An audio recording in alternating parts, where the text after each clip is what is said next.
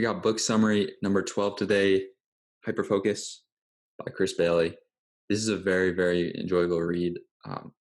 If you're having trouble focusing, if you've always had trouble focusing, highly recommend it. It'll be down in the comments, just like always. You can get it there through my link.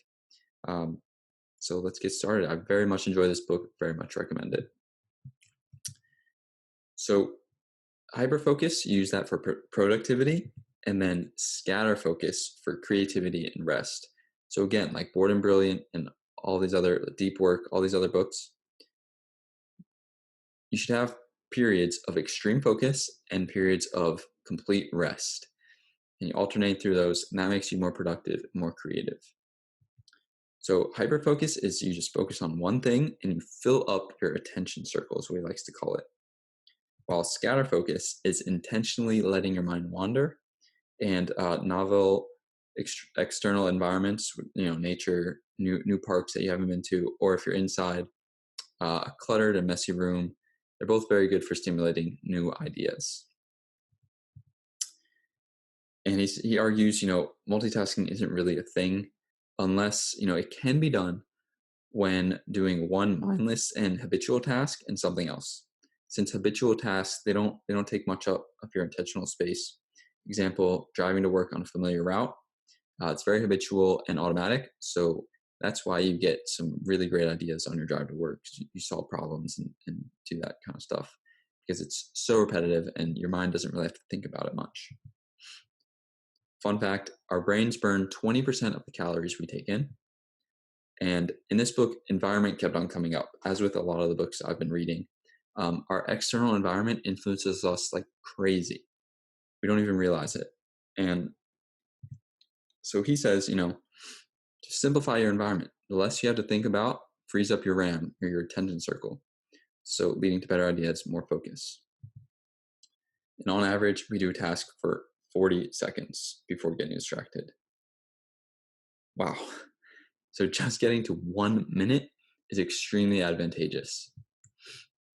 And I thought this was very interesting too, because I remember this when I was working from the solar company. Hearing one person talk on the phone is more distracting than hearing a two-way conversation because our brains automatically try to fill in the other side of the conversation. So I don't know, I just thought that was an interesting little fact to throw in there. And there's 3 types of scatter focus. So 1, capture. You just let your mind roam free and you write down all the ideas that come through. 2, problem crunching. So you hold a problem loosely in your mind and you let your mind wander in order to solve the problems.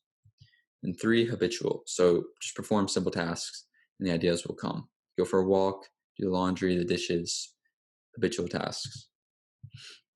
And, the second that we forget what we walked in the kitchen for, our RAM is full. You got too many thoughts going on, so you got to simplify. And hyperfocus benefits performance on complex tasks, and you have to focus all your energy on one thing, but it decreases performance on habitual tasks. So when we notice someone watching us walk, for some reason we end up walking like robots, right? Because we're paying so much attention to this habitual task that we don't need to pay attention to. I thought that was interesting too. And productivity is just getting accomplished what you set out to accomplish. If your goal was to watch every episode of season 1 of Friends in one day and you do it, then you were productive that day.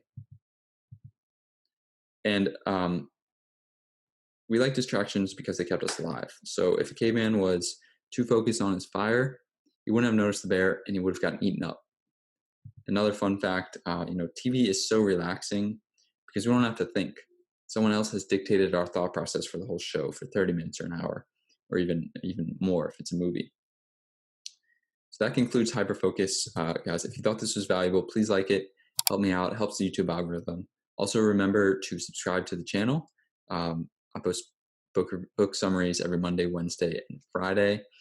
Greatly appreciate all the support and love. Keep learning, keep growing, and keep watching these videos. Keep getting smarter. Hey guys, so lifelong learning and reading books is just one part of Sticky Habits University and Discipline 101. Imagine kicking all your bad habits to the curb, and imagine how successful you'd feel after implementing 10 new healthy habits. After enrolling in Discipline 101, my new course, that's how you'll feel every single day. Because it's simple. It all boils down to constantly reinventing yourself through self-discipline and healthy habits, because that maximizes your freedom and it maximizes your fulfillment. Living like this changed my life. Go check it out.